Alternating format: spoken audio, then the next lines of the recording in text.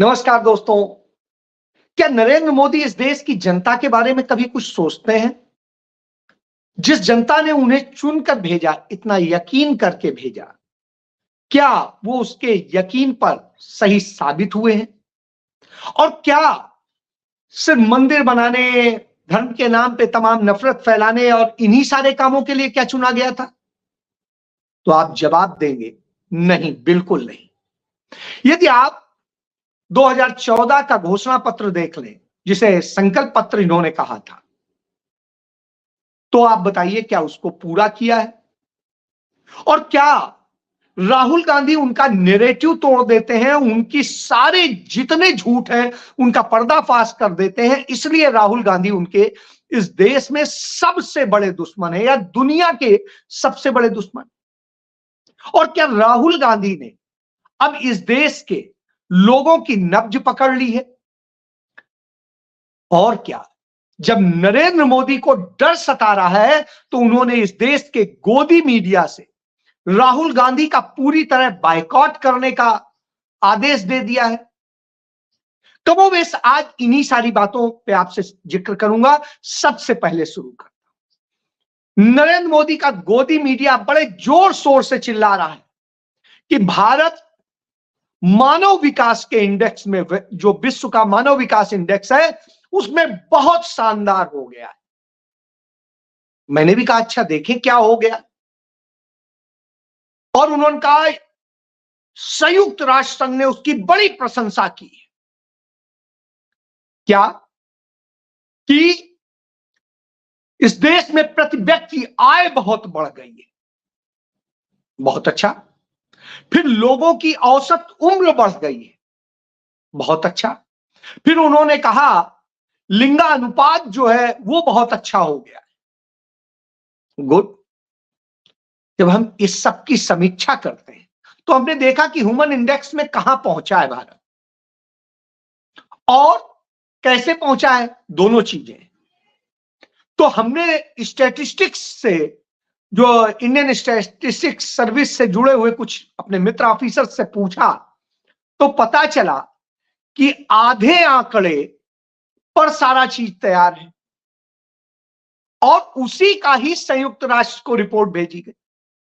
तब हम कहां पर खड़े हैं? 193 देशों में 134 नंबर पे खड़े। यानी इतनी शर्मनाक स्थिति में तब खड़े हैं जब हमने आंकड़ों की बाजीगरी करी। और यह आप किसी से भी पता कर लीजिएगा कि कैसे नरेंद्र मोदी सरकार आंकड़ों की बाजीगरी करती है। जैसे उसने इस देश में बिल्कुल गरीबी खत्म कर दी है, हालांकि 81 करोड़ लोगों को वो मुफ्त अनाज देने का दावा करती है, वो तमाम किसानों से लेकर सबको सब्सिडी देने का दावा करती है, वो दावा करती है कि मनरेगा और सबको बड़ा कुछ दे रही है। जब इतने झूठे आंकड़े, उसके बाद यह कहा जाता है कि इसका मतलब तो गरीबी फिर नहीं है, कुछ नहीं, भुखमरी नहीं है, बेरोजगारी नहीं है, तो फिर आप ये 5 किलो अनाज क्यों दे रहे हैं?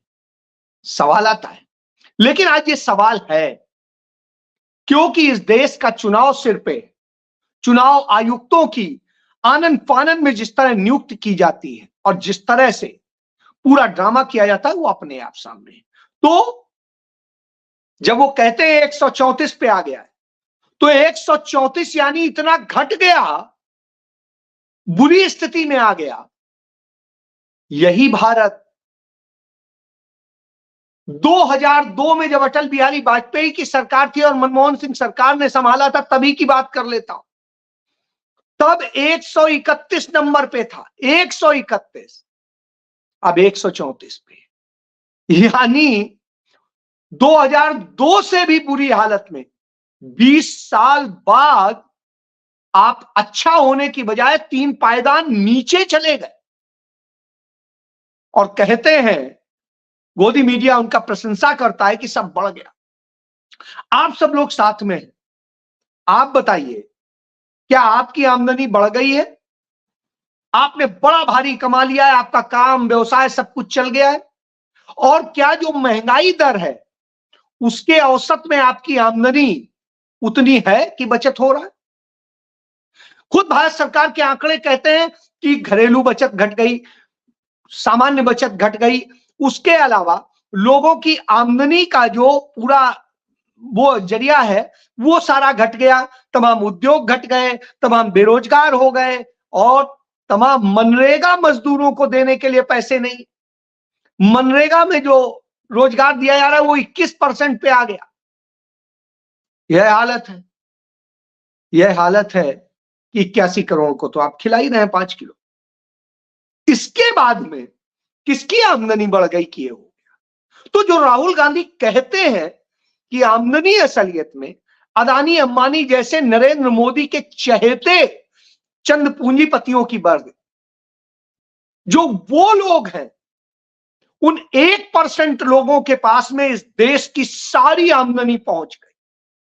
और चूंकि औसत आय में सबका जुड़ा होता है इसलिए 134 पे, नहीं तो शायद 193 देशों में कहीं 193 में न पहुंच जाते। इस तरह की हालत है। आप जाइए देखिए जाके तमाम इलाकों, तब आपको समझ में आएगा कि कितना झूठ परोसा जाता है। चलिए इसके बाद बात करते हैं।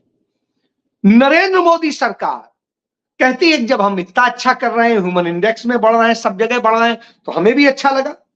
तब आता है कि साहब जब ये बढ़ रहे हैं तो भारत सरकार जो है कि जो बैंकें हैं वो हमारी आपके पैसे से बनी बैंकें हैं, और उनमें से 5 बैंकें और बेचे जाने की पूरी तैयारी कर ली गई है। नाम बता देता हूं, पंजाब एंड सिंध बैंक, उसमें हिस्सेदारी जो है बेची जा रही है। चेन्नई के इंडियन ओवरसीज बैंक में सरकार की हिस्सेदारी बेची जा रही है। यूको बैंक में बेची जा रही है। सेंट्रल बैंक ऑफ इंडिया में बेची जा रही है और बैंक ऑफ महाराष्ट्र में बेची जा रही है। इससे आप समझ सकते हैं कि ये बैंकें बेचने की का बेच के खाने की कगार पे है और बताते हैं तो कि साहब आमदनी बढ़ गई। तो यह तो नरेंद्र मोदी का गणित। दूसरा, बैंकों में जो घोटाला हुआ, एक ही घोटाले का जिक्र कर लेता हूं। शिपयार्ड जो एबीजी शिपयार्ड घोटाला है बैंक का, उस घोटाले में ही अकेले 22,500 करोड़ रुपया का घोटाला हुआ इस देश की 7 बैंकों से। नरेंद्र मोदी सरकार में ही हुआ है साहब, कहीं और नहीं हुआ है। जितने बैंक का पैसा चोरी करके भागे हैं वो सब नरेंद्र मोदी सरकार में भागे हैं, उसके पहले तो कोई नहीं भागा था। वो देते रहते थे, कर्ज लेते थे और अदा करते थे। मोदी सरकार में वो लेके भाग गए और लंदन में बैठ के या कहीं और बैठ के ऐश कर रहे हैं। काला धन बढ़ गया, स्विस बैंकों में धन बढ़ गया भारत का। यह हालत है तो किसका है पैसा, क्या है? तो जब घोटाले पे घोटाले आ रहे हैं सामने, और उन्हीं घोटालों में यह भी आ रहा है कि 400 ऐसी कंपनियां हैं जहां पर किस तरीके से डराकर धमकाकर और सब तरह से भारतीय जनता पार्टी ने उनमें से पैसा लिया है। इसके अलावा तमाम सेल कंपनियों के जरिए और तमाम दूसरी तरीके से इस देश का 400 करोड़ रुपया नरेंद्र मोदी सरकार ने रैंसम के तौर पे लिया, जिसे कहते हैं हफ्ता वसूली, प्रोटेक्शन मनी, धंधा मनी, वो लिया है। इसके बाद ये बोलते हैं, इसीलिए राहुल गांधी से डर लगता है। क्यों? राहुल गांधी क्या कहते हैं? राहुल गांधी किसान के न्याय की बात करते हैं, और जब किसान के न्याय की बात करते हैं, किसान रामलीला मैदान में आ रहा होता है अपनी रैली करने के लिए, तो साहब अनुमति तो दे देते हैं, लेकिन रामलीला मैदान में सीवर का पानी छोड़ देते हैं, जिससे किसान परेशान हो जाए और वो न कर सके। यह मोदी सरकार की नीति। तो राहुल गांधी ने किसानों के लिए 5 न्याय की बात की, सिर्फ एमएसपी की बात नहीं की, 5 न्याय की बात। जैसे उनको जीएसटी नहीं पड़ेगी उनके किसी भी उसमें, उनको कर्ज माफी के लिए आयोग बनेगा, वो आयोग उनको न्याय देगा, और इसके साथ साथ बाकी और चीजें हैं। एमएसपी है ही है, स्वामीनाथन आयोग के मुताबिक कैसे बढ़ाया जाए उसको लेके है, क्योंकि स्वामीनाथन आयोग ने जो 201 सिफारिशें दी थी उनमें 175 कांग्रेस लागू करके गई थी अपने समय में, और उसके बाद जो लागू करना था, जिनका जिम्मा था, वो आप जान ही रहे हैं क्या कर रहे हैं। वो तो किसानों के दुश्मन है, क्योंकि उन्हें अडानी अंबानी जैसे इन 1% लोगों को सब कुछ देना है, जिनकी आमदनी दिन दूना रात चौगुना नहीं, कई 100 गुना बढ़ जाती है प्रतिदिन। वह स्थिति, किस तरीके से उनका पैसा लगवाया जाता है शेयर मार्केट में, और लगवा करके जैसे वो प्रॉफिट गेन करते हैं एकदम से मार्केट को क्रैश कर दिया जाता है। कल का ही है कि 13 लाख करोड़ रुपया का निवेशकों का नुकसान हो गया। और वो कौन से निवेशक हैं? वो हमारे आप जैसे छोटे लोग। बड़ों का नुकसान नहीं हुआ, उन्होंने तो अपना प्रॉफिट गेन करके निकल लिया। यह खेल भी नरेंद्र मोदी सरकार करती है, वो सेल कंपनियों के जरिए किया जाता है। तो यह भी खेल है।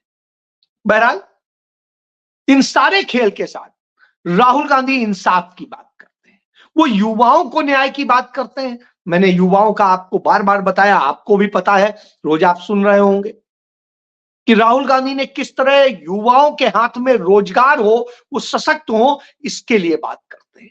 वो महिलाओं को कैसे रोजगार दिया जाए, उन्हें योग्य बनाया जाए, कैसे उनका हक मिले, इसकी बात करते हैं, इसके लिए करते हैं। वो किसानों को हक देने की बात करते हैं, उसके लिए सारे नियम बनाने की बात। वो श्रमिकों को हक देने की बात करते हैं, श्रमिकों के लिए सारे नियम बनाने की और उसकी बात करते हैं, जिससे वो सामाजिक भागीदारी, आर्थिक भागीदारी की बात करते हैं कि यह कैसे मिले, उसके लिए बात करते हैं। साहब यही तो तकलीफ होती है, क्योंकि यदि गरीब को न्याय मिलेगा, किसान को न्याय मिलेगा, युवा को न्याय मिलेगा, महिलाओं को न्याय मिलेगा, सामाजिक न्याय मिलेगा, तो उस स्थिति में नरेंद्र मोदी का तो नैरेटिव फेल हो जाएगा। जो पूंजीपति लूट रहे हैं, उन पूंजीपतियों के हाथ में तो कुछ नहीं रहेगा, उनका निकल जाएगा। इसलिए नरेंद्र मोदी सरकार ने, पीएमओ ने आदेश दिया सारे न्यूज चैनल्स को, उनके मालिकों को, कि आप अपने यहां राहुल गांधी का 100% बायकॉट कीजिए। राहुल गांधी दिखने नहीं चाहिए, राहुल गांधी की तस्वीर नहीं आनी चाहिए, राहुल गांधी का कोई भाषण नहीं आना चाहिए, राहुल गांधी की योजनाएं नहीं आनी चाहिए, निगेटिव चलना चाहिए। तो आप समझिए यह स्थिति है। फिर कांग्रेस पार्टी प्रचार कहां से करेगी? प्रचार के लिए पैसा चाहिए। कांग्रेस पार्टी के सारा अकाउंट सीज कर दिए गए, बहुत थोड़ा सा पैसा था वो भी सीज कर लिया, और अकाउंट फ्रीज करने के बाद में उनके ऊपर 210 करोड़ का पेनाल्टी लगा दी। साहब पहले ही पूरे अकाउंट में 64 लाख रुपया है, और उसके बाद में 210, मतलब अभी और जमा करिए लोगों से और देते रहिए, इनको जमा करते रहो, उस पर भी ब्याज लेंगे। आप समझिए क्यों? क्योंकि सब कांग्रेस यदि जाएगी, जनता की बात करेगी, उन लोगों की बात करेगी, तो नहीं चाहिए। फिर चुनाव आयोग गुलाम होना चाहिए। तो उस गुलामी के लिए किस तरीके से आनंद फानंद में किया गया। लोगों ने इस कानून को चैलेंज किया था, जिस पर कल डेट लगी हुई है सुप्रीम कोर्ट। उसके पहले 15 तारीख को ही चुनाव आयुक्तों की नियुक्ति का तारीख जारी हुई थी कि उस दिन उस पर बैठक होगी। लेकिन जब 15 तारीख इसकी लग गई, तो आनंद फानंद में 14 तारीख तय कर दी गई। और जो इसके एकमात्र सदस्य हैं, जो कुछ बोल सकते हैं, कर तो कुछ सकते नहीं है, क्योंकि 3 सदस्य तो नरेंद्र मोदी के।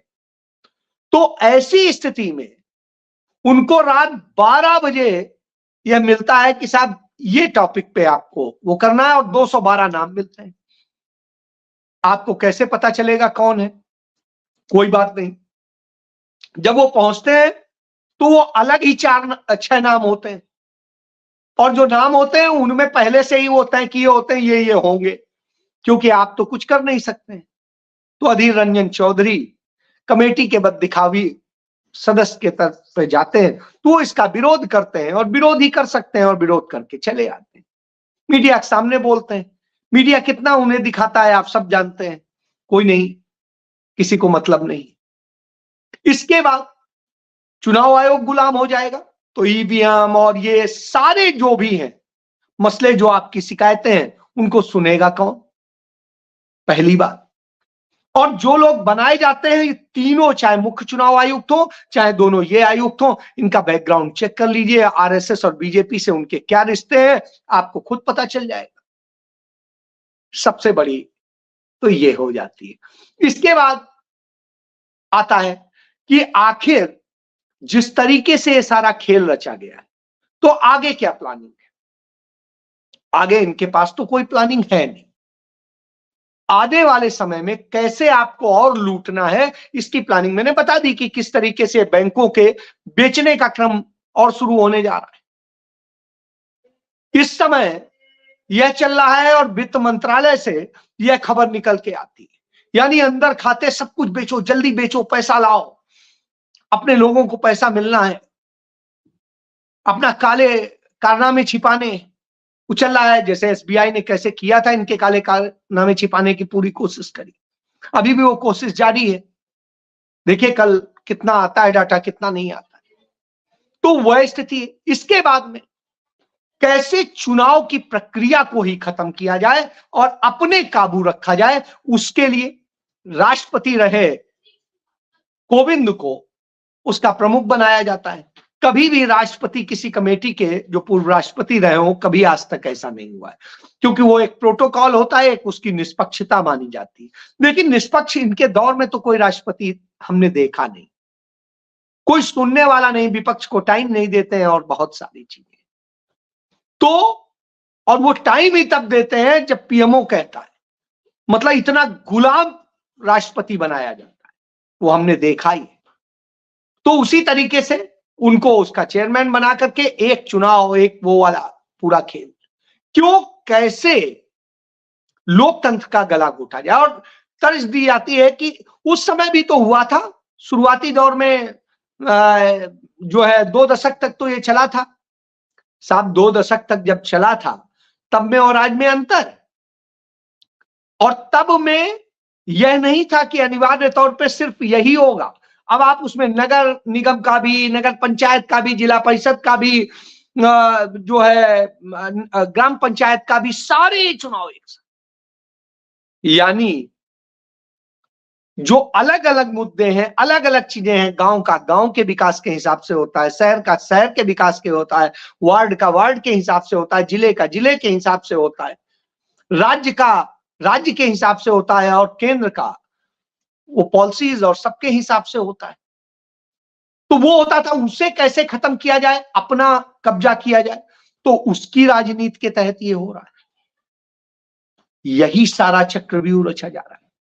इसी को लेकर बार बार राहुल गांधी बोलते हैं कि किस तरह से साजिशें रची जा रही, किस तरह से सभी संवैधानिक संस्थाओं पर कब्जा कर लिया जाए। यह नरेंद्र मोदी सरकार की नीति है। और इस नीति पर जब काम हो रहा हो, तो आपको समझना पड़ेगा कि हम किस तरह के फांसीवाद में जा रहे हैं। ऐसा फांसीवाद लाने की तैयारी है कि भविष्य में आप हिटलर को भी भूल जाएं, मुसोलिनी को भी भूल जाएं, और आप सिर्फ एक ही नाम याद रखें, नरेंद्र मोदी। और ऐसा नरेंद्र मोदी जो दिखावे में तो लोकतंत्र हो, वास्तव में लोकतंत्र हो ही नहीं। और जिस तरह से देश को बनाया है, आप देख ही रहे, भुखमरी में किस हालत में है, बेरोजगारी में किस हालत में। और ये नहीं, मैं वैश्विक आंकड़ों की बात कर रहा हूं, उसके बावजूद झूठ के ये आंकड़े तैयार करके दिए जाएं संयुक्त राष्ट्र में, और उसी आधार पे अपनी पीठ खुद ही थपथपा ली जाए, अपने गोदी मीडिया से थपथपा ली जाए। तो यह झूठ का राज चल रहा। तो सच बोलने वाला कैसे बर्दाश्त हो, क्योंकि राहुल गांधी तो सच बताते हैं कि किस तरह से इस देश के लोगों के साथ हुआ है, किस तरीके से इस देश के लोगों का सारा हक छीना गया है, किस तरीके से उन्हें कंगाल बनाया गया, किस तरीके से यह हालत हो गई है कि व्यक्ति का जो अपना खर्च होता था, जो अपना आराम से वो करता था, आज उसमें बचता है। वो मजबूरी में कार खरीदता है, क्योंकि कारों के लिए नियम कर दिया है कि इतने के बाद में आपका वो होगा ही नहीं, रिन्यू नहीं होगा। नहीं, पहले एक बार आप गाड़ी खरीद ले और उसके बाद जब तक चाहिए उसको फिटनेस करा के और रिन्यू कराते रहिए, वो भी सब खत्म।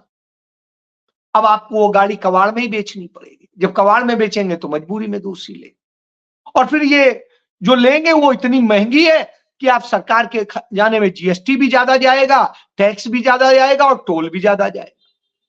तो सब कुछ बेच के, सब कुछ ये करके आपको कंगाल बना के लूटने का खेल। तो यही सारे खेल चल रहे हो तो राहुल गांधी इनसे आपको सचेत करते हैं। जब सचेत करते हैं तो सोचना आपको है, करना आपको।